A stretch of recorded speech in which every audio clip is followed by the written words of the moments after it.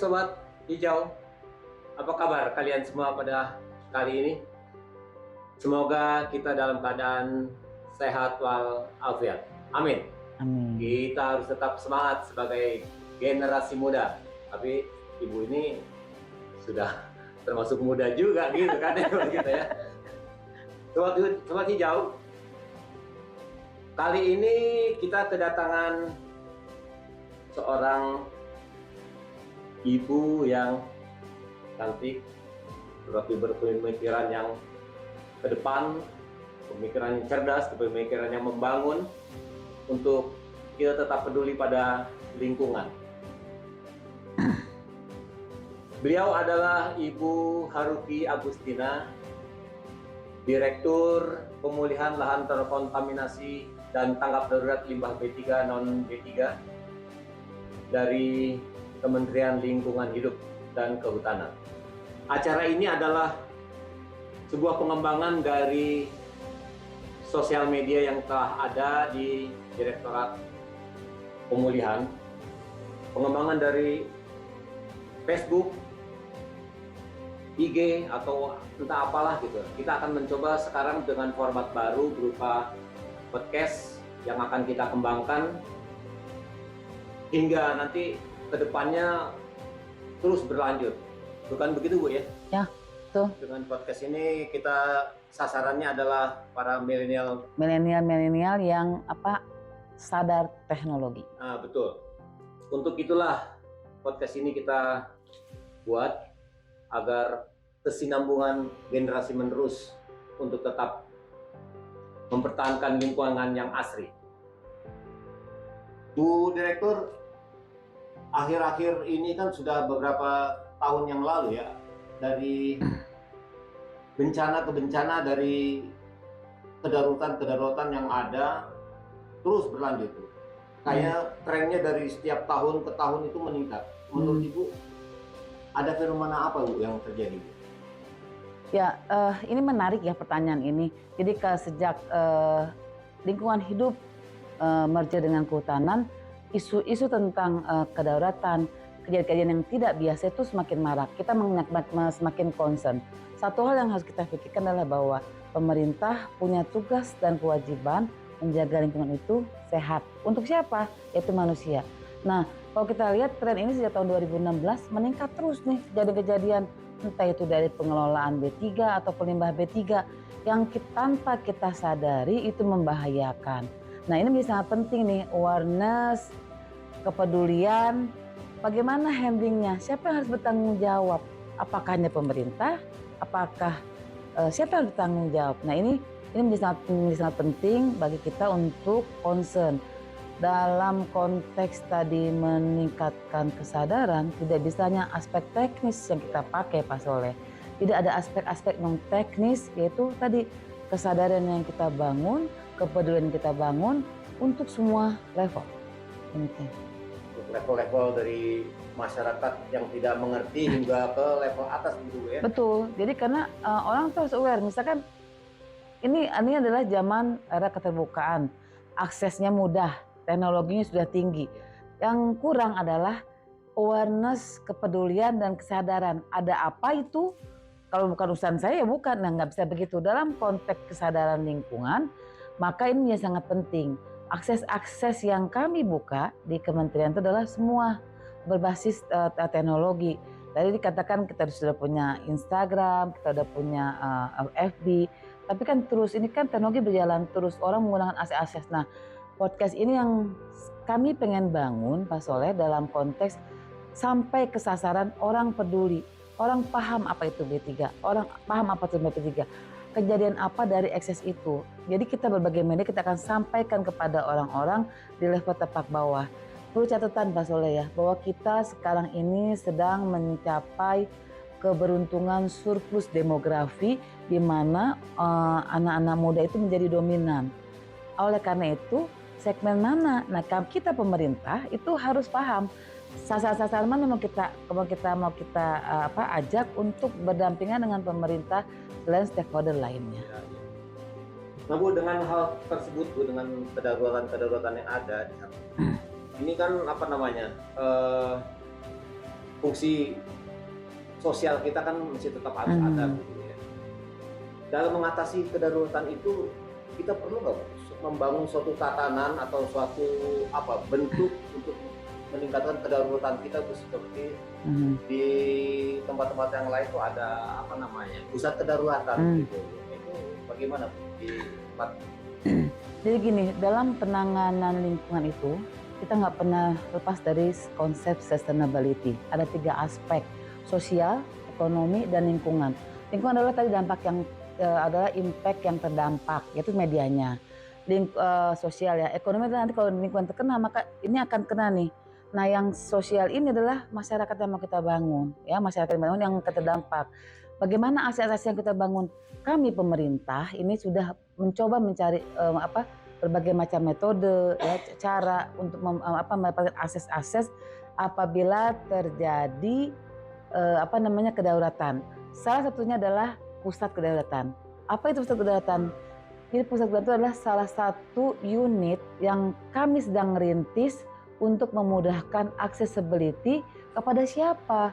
Kepada lokasi-lokasi yang terkena dampak atau ada kasus-kasus kondisi yang tidak biasa. Kedaulatan, saya ambil contoh, misalnya kasus-kasus kebakaran TBBM, kasus-kasus tumpahan minyak. Bagaimana orang bisa mengakses secara direct kepada pemerintah pusat untuk dapat diberikan akses secara cepat yang kita bilang QRS, ya, Quick Responsibility System.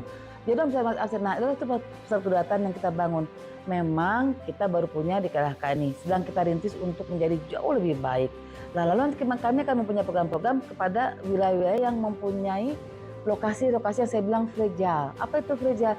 Lokasi-lokasi yang punya tingkat risiko yang cukup tinggi. Saya ambil contoh misalkan Banten, ada Cilegon, mungkin Jawa Barat yang industrinya sangat banyak, atau Jawa Timur. Nah, kawasan-kawasan yang nanti kita lihat konsep demografinya dan konsep geografi dan kebencanaannya. Itu yang akan menjadi prioritas kami KLHK untuk melakukan konektivitas melalui pusat kedaulatan, sehingga kami punya konektivitas langsung kepada daerah yang mempunyai permasalahan dengan isu-isu kedaulatan.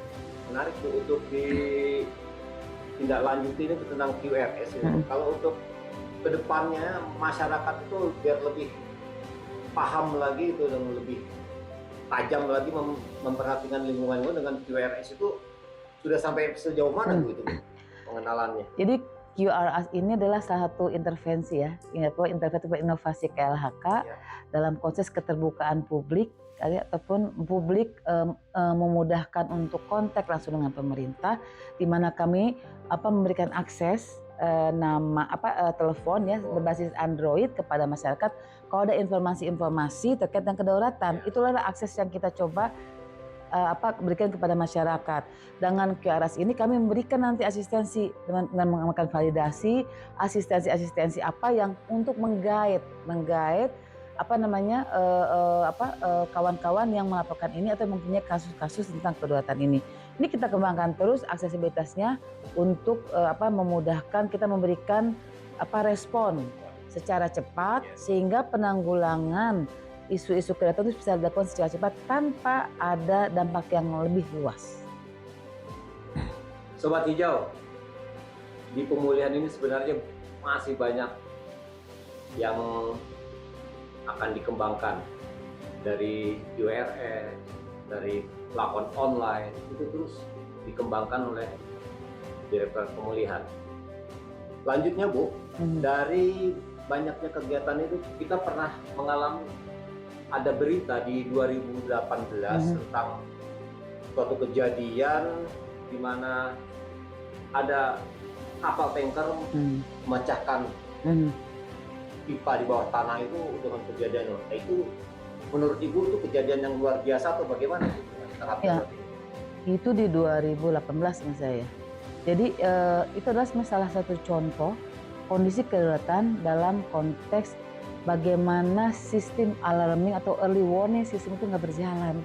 Nah, ini salah satu kelemahan ataupun yang harus diintervensi. Apa dampaknya?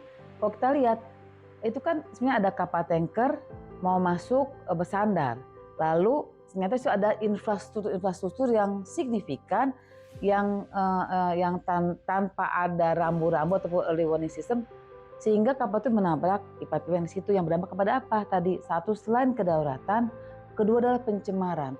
Jadi sobat lingkungan harus dipahami kondisi kedaulatan ini bisa berdampak apa? Pada saat kita membersihkan, kalau kita tidak bersih maka akan ada dampak pencemaran. Pencemaran apa? Pencemaran lingkungan. Bicara pencemaran lingkungan itu nanti panjang ceritanya, tergantung ekosistem yang terdampak. Nah, ini adalah isu pertama kali besar yang kita hadapi, di mana kita melakukan tadi yang saya bilang asistensi pendampingan secara cepat kepada masyarakat, bagaimana untuk melakukan pembersihan ya sehingga tidak berdampak. Pembersihan itu tidak juga serta-merta semau-maunya, itu semuanya ada tatanan SOP-nya yang kami sudah buat itu ya. Jadi orang kalau mau membersihkan harus ada APD ya, menggunakan masker sebagai macamnya. Itu salah satu contoh yang sangat baik, pembelajaran yang sangat baik yang kita hadapi dalam konteks kedaulatan, di mana ada mismanagement dalam konteks menyusun kedaulatan. Salah satunya adalah early warning system. Ya. Sangat menarik pembicaraan kita kali ini. Bisa-bisa 2 hari 2 malam kita bicara tentang masalah lingkungan ini dengan kedaruratannya.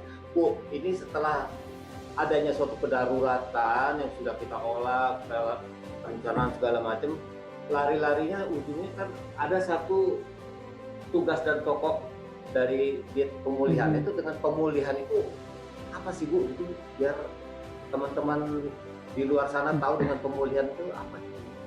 Jadi gini ya sahabat lingkungan, bahwa yang menjadi harus dipahami adalah tugas fungsi di sektor ini adalah menjaga lingkungan itu bersih, aman buat orang tinggal dari any case apapun untuk kasusnya, entah pencemaran ya, entah kedaulatan. Nah kami di unit kami ini adalah menjaga itu. Kalau bicara kedaulatan itu adalah di hulunya, bagaimana kita memitigasi supaya tidak ada pencemaran. Dengan cara apa? Diantisipasi, dianalisis potensi-potensi resikonya.